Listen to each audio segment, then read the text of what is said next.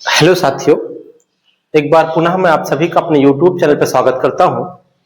जैसा कि इससे पहले वाले में वीडियो में मैंने आप लोगों के लिए ओम का नियम बता के दिया और मैंने आपको बताने का प्रयास किया कि ओम्स ने किस कैसे एक्सपेरिमेंट किए या किसके तहत अपना नियम प्रतिपादित किया दिया।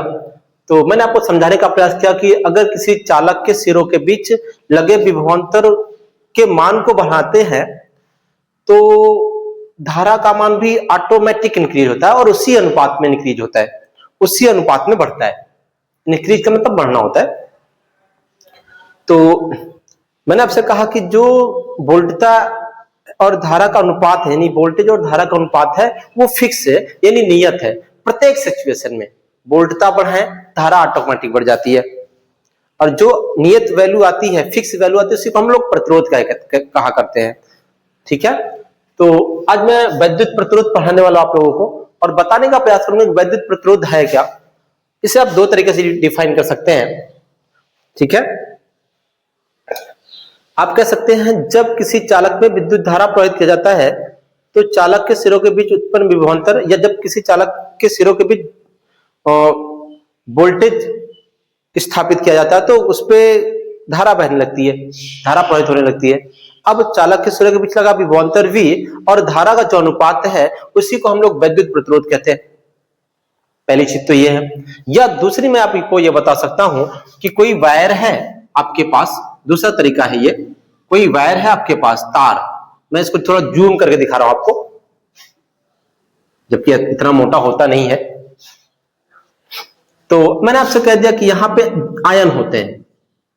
अब जो चालक होता है उसमें आयन आते कहां से हैं?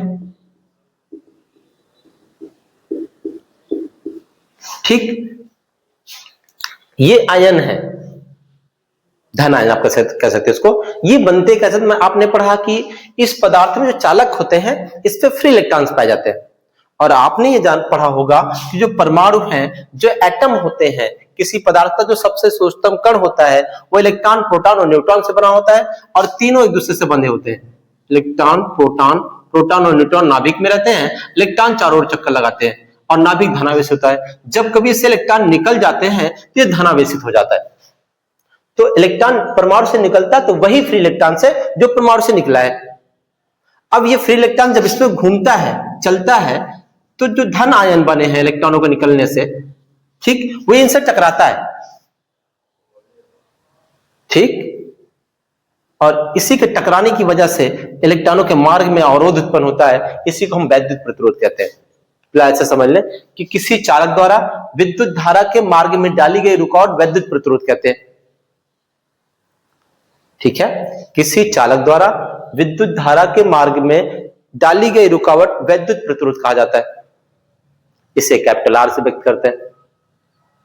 ठीक, यह किसी चालक के सिरों के बीच लगा विभवांतर V और धारा I के अनुपात के बराबर हुआ करता है।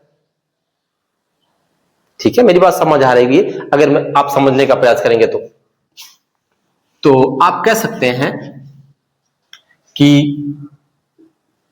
किसी, बहुत सिंपल सी बात है, बहुत बड़ी बात नहीं करेंगे हम लोग, आसान सी बात करेंगे एकदम से। किसी चालक द्वारा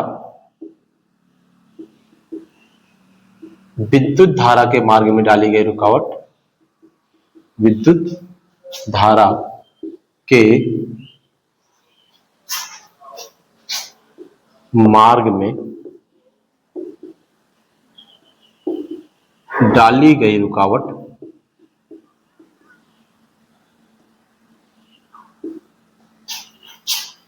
को वैद्युत प्रतिरोध कहते हैं।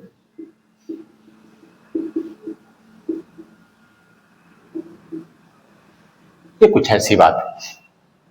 ठीक है, तो किसी चालक द्वारा विद्युत धारा के मार्ग में डाली गई रुकावट वैद्युत प्रतिरोध कहते हैं। इसे कैपिटल R से व्यक्त करते हैं। ठीक, आगे लिखना चाहते लिखते हैं, यहां किसी चालक के या किसी चालक के सिरों के बीच लगे विभवांतर V, सिरों के बीच लगे विभवांतर V और चालक में प्रवाहित धारा I के समानुपाती होती है।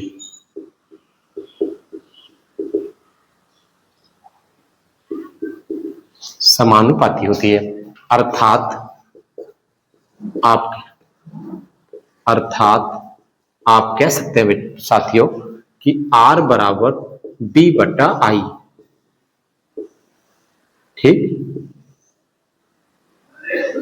इसका जो मात्रक होता है वो ओम है। आप चाहे तो नोट पॉइंट लिख सकते हैं। इसका मात्रक वोल्ट अपॉन एम्पियर, थोड़ा सा चेक करूंगा, दिख रहा है, वोल्ट अपॉन एम्पियर या ओम होता है। ठीक, ये बात रही साथियों। तो V का मात्रक वोल्ट है, I का मात्रक एम्पियर है। कुछ इस तरह से वैद्युत प्रतिरोध रहा, या आप इस तरह से बता सकते थे किसी चालक के सिरों के बीच लगा विभवांतर V और चालक में प्रवाहित धारा I के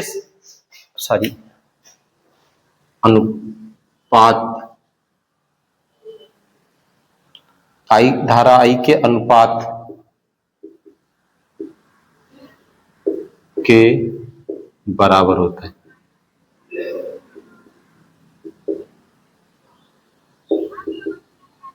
ठीक, या आप कह सकते थे किसी चालक के सिरों के बीच लगा विभवांतर V और चालक में प्रवाहित धारा I के अनुपात को वैद्युत प्रतिरोध कहा जाता है। कोई दिक्कत की बात नहीं है, जैसे मैंने बताया ये भी बताएंगे तब भी कोई दिक्कत की बात नहीं है। ठीक, समझ गए साथियों? मैं इसको इरेज करता हूं, आपको आगे की ओर ले चलता हूं।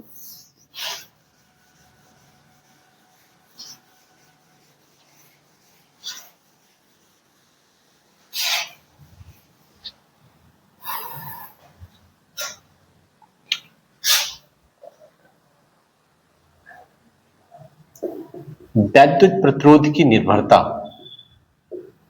वैद्युत प्रतिरोध की निर्भरता,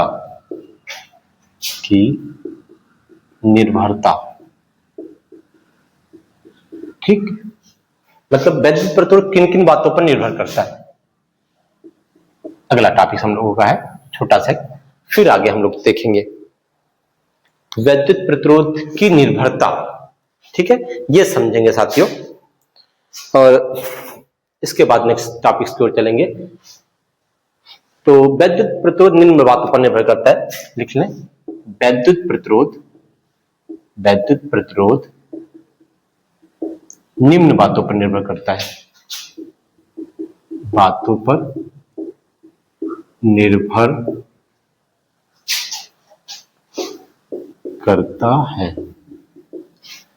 ठीक है, पहली बात देखेंगे, यह चालक की लंबाई L के समानुपाती होता है, L के समानुपाती होता है।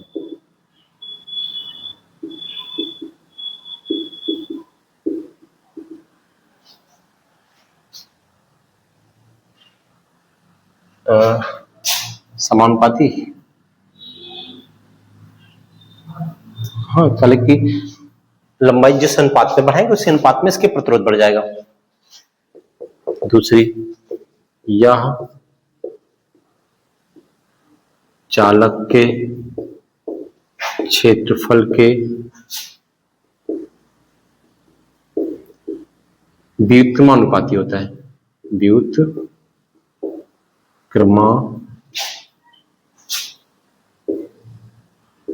अनुपाती होता है।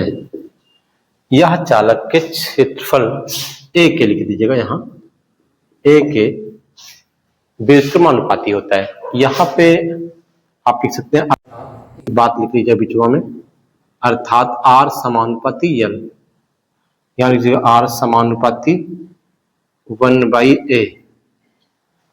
ठीक,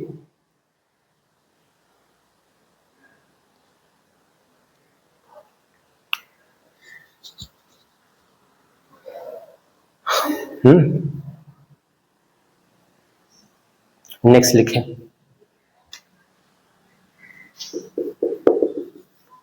यह चालक के पदार्थ पर निर्भर करता है। पदार्थ पर निर्भर करता है। ठीक, यह चालक के पदार्थ पर निर्भर करता है। एक सेकंड वेट करिएगा। हाँ साथियों, देखेंगे मैंने आपसे बताया कि चालक की लंबाई के समानुपाती होता है, चालक के क्षेत्रफल एरिया के व्युत्क्रमानुपाती होता है, और ये चालक के पदार्थ पर निर्भर करता है। अगर मैं तीनों को रिलेट करूं तो आप लिख सकते हैं R = ρL/A। ये कुछ फॉर्मूला निकल के आता है किसी चालक के लिए विद्युत प्रतिरोध का। यानी लंबाई बढ़ाने पर चालक का प्रतिरोध बढ़ जाता है, एरिया बढ़ाने पर चालक का प्रतिरोध घट जाता है, और किसी चालक विशेष पदार्थ का जो प्रतिरोध है वो अलग अलग रहता है। यह चालक के पदार्थ पर भी निर्भर करता है। जैसे मैं आपको बता दूं कि लोहे का प्रतिरोध कुछ होता है, ठीक है, और एक आपको याद हो तो एक बल्ब होती है, बल्ब में टंगस्टन का तंतु लगा होता है, उसका प्रतिरोध बहुत उच्च होता है, ठीक है, और बल्ब में लगी रहती है बहुत पतली सी, उसका प्रतिरोध बहुत उच्च। चांदी का प्रतिरोध सबसे कम। अगर चांदी मतलब जो यहाँ वायर लगे हैं एल्युमिनियम के जिसके भी हो, उसकी जगह हम लोग चांदी का यूज करते हैं तो भारत सरकार की बहुत सारी बिजली बचाई जा सकती है। लेकिन समस्या यह है कि भारत सरकार के पास उतना ज्यादा चांदी ये पदार्थ जो है वो है भी नहीं, और इतना ज्यादा महत्वपूर्ण है हम लोगों के लिए, मतलब इतना ज्यादा उपयोगी हम लोगों के लिए, ठीक, इसलिए कॉस्टली भी बहुत है, महंगा भी बहुत है। ठीक है साथियों, तो थैंक यू। हो सकता है ये मेरी वीडियो आपको समझ आई हो कि किसी तो चालक का प्रतिरोध किन किन बातों पर निर्भर करेगा। लंबाई बढ़ाने पर प्रतिरोध बढ़ जाएगा। अगर आप किसी पदार्थ में कोई तार है, अगर उस मोटा तार यूज करें तो प्रतिरोध कम हो जाएगा, ठीक है। इसलिए जब हम लोग बिजली को कहीं दूर तक ले जाते हैं तो मोटे तार का यूज करते हैं। आपने देखा और ध्यान दिया होगा, तो मोटे तार का यूज किया जाता है। थैंक यू साथियों।